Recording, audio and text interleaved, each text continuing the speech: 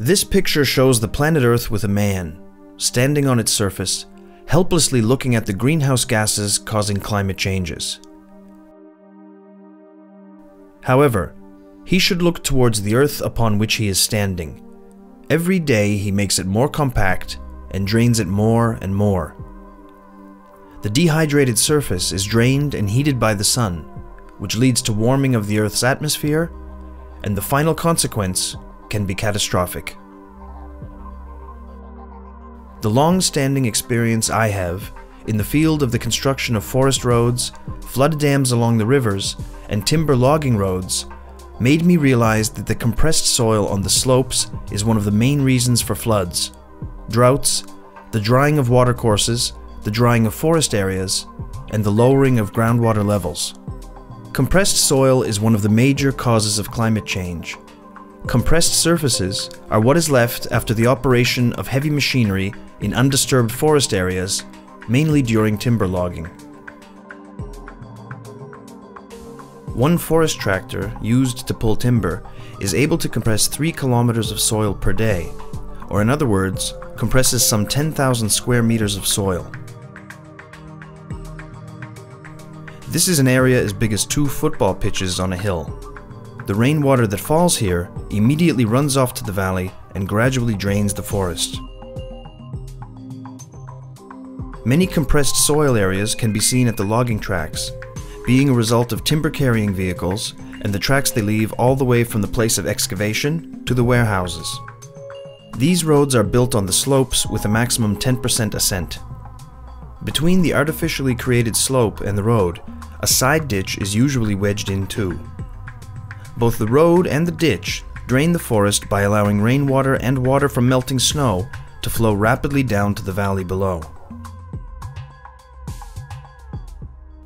After entering the forest, the roads are branching into more logging tracks and forest roads, so the compressed areas spread like a disease. Every day, hundreds and even thousands of kilometers of compressed surfaces are created in an uncontrollable manner all around our planet, and mainly in the forests.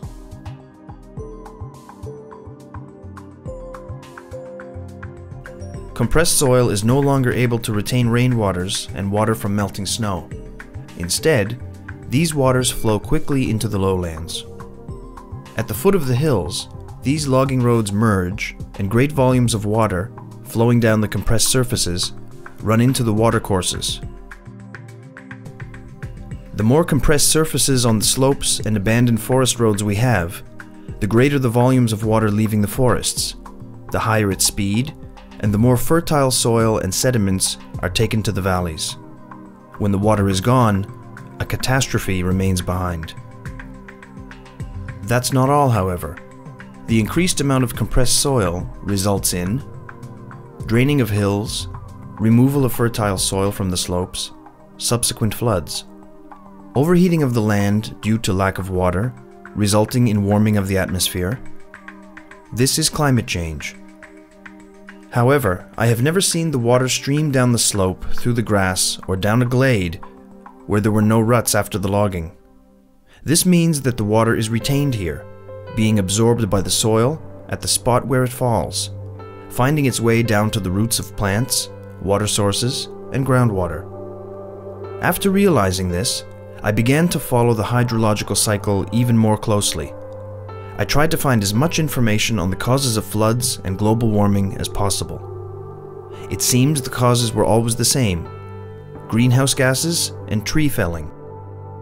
Though I have never come across any source listing compressed soil on the slopes and logging tracks, left behind after human activities in the forests, and even if these roads are out of use, as one of the main causes of floods and droughts.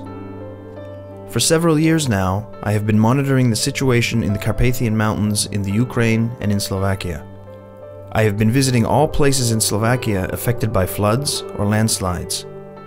I have also walked parts of the Polish mountain ranges and Jezerskie Hory Mountains in the Czech Republic. This year, I have also visited the city of Genova in Italy, which was flooded in November 2011. Again, I have found out that the floods were mainly caused by the compressed surfaces on the slopes, which enabled the fast runoff of rainwater into the city. Documentaries on the logging practices in Romania and Brazilian rainforests showed that the forest soil is not handled with kids' gloves there as well. The rainwater has more and more opportunities to run off along these compressed surfaces, eroding deeper and deeper.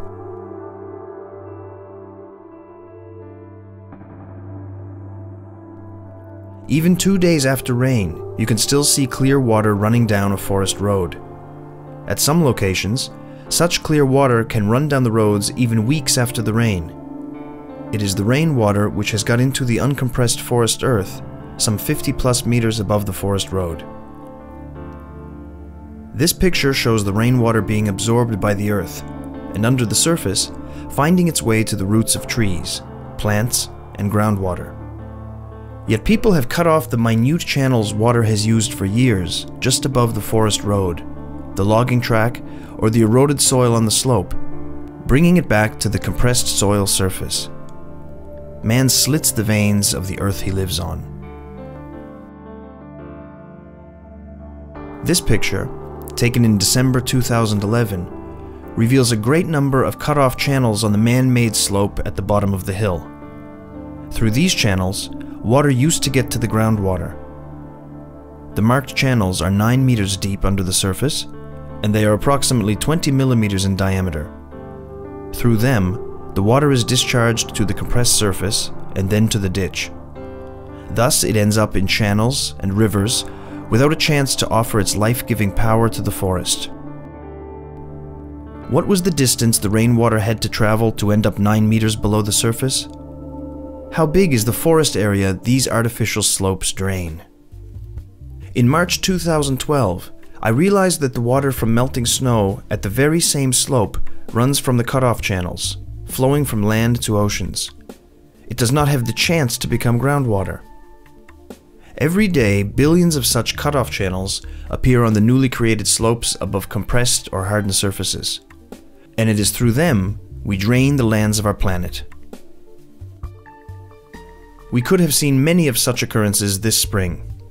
Instead of retaining the water naturally in the countryside, we make it easier for the water to be discharged into the oceans. At the same time, with water we are also losing fertile soil, which in the form of mud is transported outside of the forest. To some extent, this soil remains in the dams and reservoirs, and the rest ends in the oceans.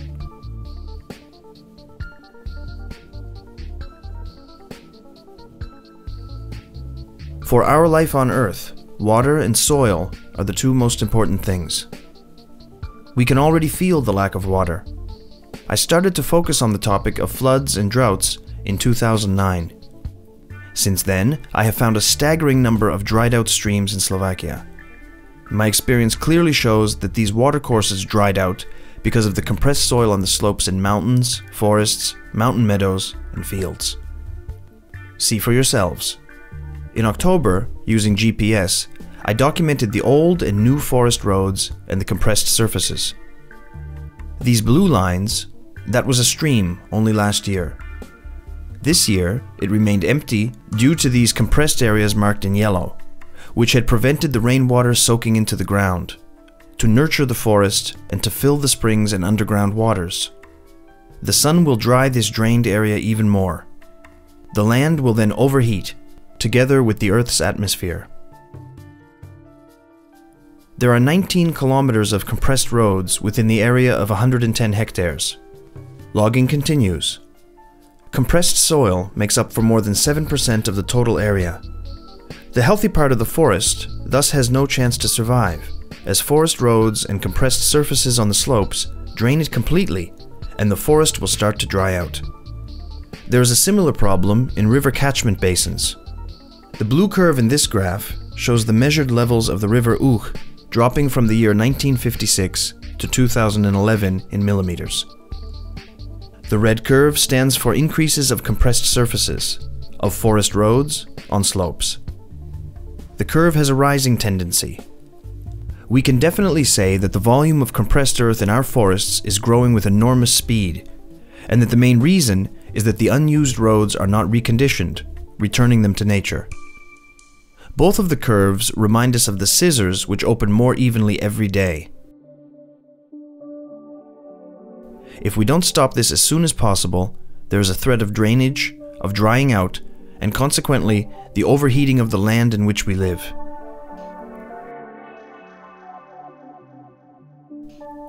And yet the solution is simple. We need to start eliminating the compressed surfaces in our forests as soon as possible. Some sources believe that the reason for groundwater depletion is more intense water evaporation. My experience has convinced me that the main reason is a greater rainwater runoff via the compressed road surfaces in forests and via paved or concrete surfaces in towns and villages. The uncontrolled increase of compressed surfaces on the slopes causes a catastrophe. Rainwater, which flows down the compressed surfaces, floods villages and towns, takes away fertile soil from forests, and causes massive landslides. I offer a solution to stop this tendency, and at the same time to keep the necessary forest roads needed for economic activities. In my efforts to put an end to the drying out of the forests, as well as demonstrating that the compressed roads in these forests are causing problems, I decided to transform all of my experience into particular flood protection projects. I realized these in 2 different locations in eastern Slovakia. The first of them was implemented in March 2011 in the municipality of Tiahanovce. Tiahanovce used to be flooded by the surrounding hills. After logging, the water used to run down the old forest roads into the valleys, flooding houses. We reconditioned these old roads, stopping the water flow on them in order to retain the rainwater immediately in the place where it fell, by allowing it to soak naturally into the dug earth. The result was instant. The rainwater stayed in these newly dug areas. At some places, the water remained in the small ruts for a longer time, soaking down into the earth gradually. This means that it created channels for subsurface runoff, and gradually got to the springs and down into the groundwater. Before the modification, the stream used to flood the village during the rains and dry out during drought periods. In autumn 2011, which was very dry, the stream was full, filled by the rainwater, which was previously retained in the forest during spring and summer rains. Down in the valley, we built 3 water-retaining earthen dams, which created lakes. They serve as control reservoirs. Today, when it rains, the water level rises only by several centimeters. Since the modifications were finished, water does not flood the municipality any longer. The reconditioned roads retain all the rainwater and do not drain the surrounding forest. Because the water flows into the lake slowly, and at the same time, it also fills the groundwater. 7 months after completing the works, the reconditioned roads were overgrown by plants and gradually melted into the surrounding countryside. The only visible trace left after flood protection measures are the lakes, which attract people, birds, and animals. The ability of Tiahanovce forests to retain water effectively after these modifications was subject to measurements by the Slovak Academy of Sciences. An experiment was performed on a compressed eroded road, which used to be a logging road. The scientists simulated rain with an intensity of 100 millimeters per square meter in 3 hours. Whereas the compressed road absorbed almost no water, the road which was dug up was capable of retaining 100% of the water.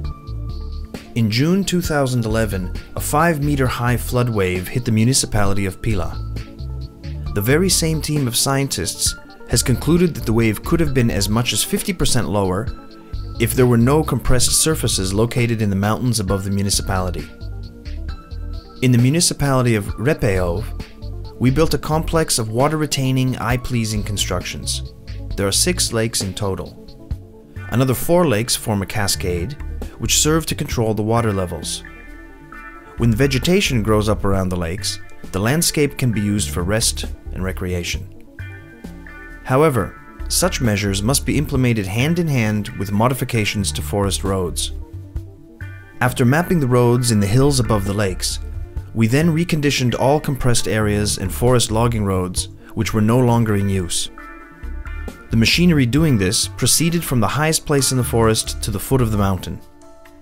By proceeding from the highest point in the mountain down to the valley, we allowed the rainwater to soak into the earth immediately, so it had no chance to gain momentum, which makes it dangerous, of course.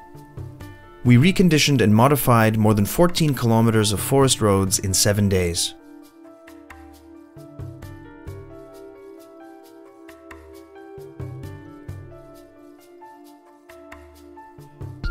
When the snow melted in March 2012, the water soaked into the forest ground instead of flowing off along the non-reconditioned logging track into the valley.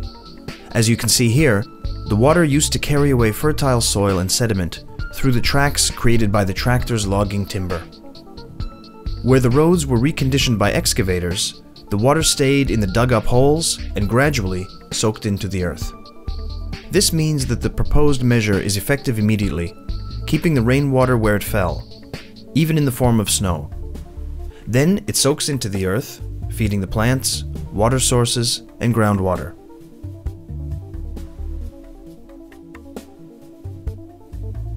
Both of the flood protection projects which I have presented to you are immediately effective, and the costs for their realization are incomparable with building expensive dams. You can compare it yourselves. In the past, we raised a dike along the river Uch by approximately 1.3 meters for a length of 4.5 kilometers. 9 machines were working on it for 3 months. The overall costs climbed to an amount higher than 800,000 euros. Today, this dike towers over the empty river, waiting for storm rainfall to come from the mountains via the compressed forest roads and logging tracks, and bringing with it heaps of rocks and gravel, as well as fertile soil, without which life in the mountains cannot exist. There are hundreds of kilometers of such dikes along the banks of our rivers.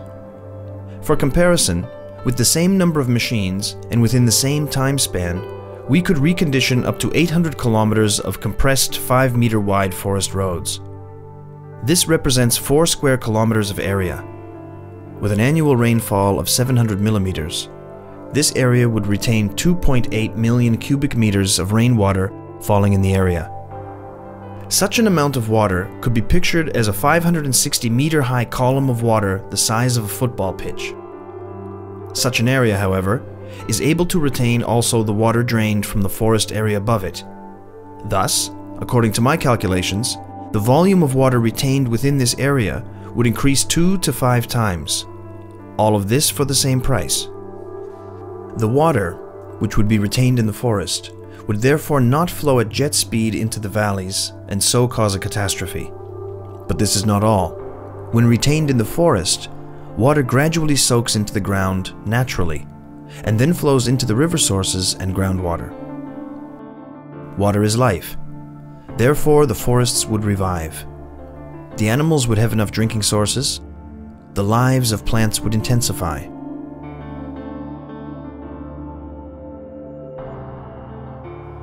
I am convinced that this is the only way to stop forever the unwanted drainage of rainwater and the erosion of fertile soil from the forests and from the country. It is the only way how to get the rainwater back to the roots of the plants and into the groundwater. And at the same time, it is the only way to prevent the forests from drying out. Climatologists talk about global warming, which affects the amount of rainfall, and then they warn that this type of weather and storm rainfall will occur more frequently, and that we have to get ready for it. What does this mean for us? Regulating, paving, and concreting streams in villages and towns where there is hardly any water or none at all. Building higher and higher dams, awaiting storm rainfall. Building huge storm lakes, which the stormwater will soon fill with sediments anyway. Building meaningless flood protection structures only for the sake of doing something? Or do we helplessly look up at greenhouse gases, for it is they who are responsible for the climate change? We all know that without these greenhouse gases, life on this planet would be impossible.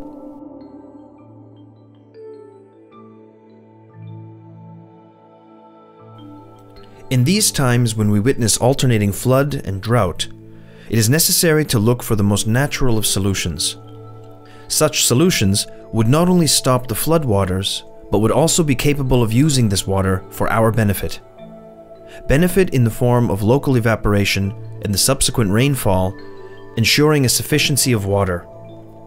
Benefit in the form of lakes and beautiful scenery that this water would create naturally in the environment. This is a global issue. I have talked of this issue in November 2011 in the European Parliament, as well as during the 6th World Water Forum in Marseille. And today again, I am looking for players involved in the drafting of legislation, binding regulations and provisions, as we inevitably need such laws that would make the elimination of compressed surfaces, when they are no longer used, obligatory. At the same time, we need control mechanisms which would be able to enforce the law and to make the forest users abide by the law. Without a control mechanism, any law would be toothless.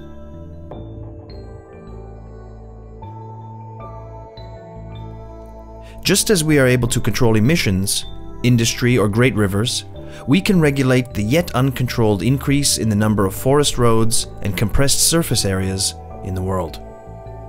A well-tested technical solution exists. Therefore, I appeal to you. Help to retain the raindrops where they fall, and let us help the earth to drink water. Let's start acting where it's the most important, in the mountains.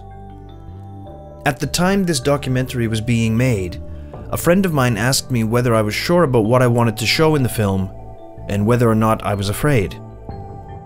My answer was, first of all, it is impossible to have doubts about something I see quite clearly. Secondly, I'm not the only one to see this.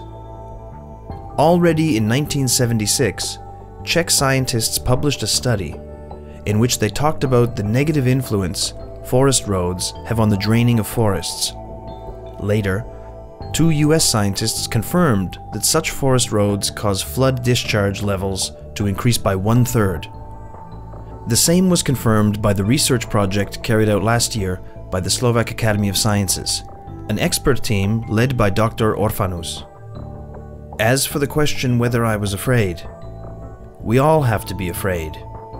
As in the last decades, we have reached jet speed progress in eliminating the 2 most important things for our life on Earth: water and soil.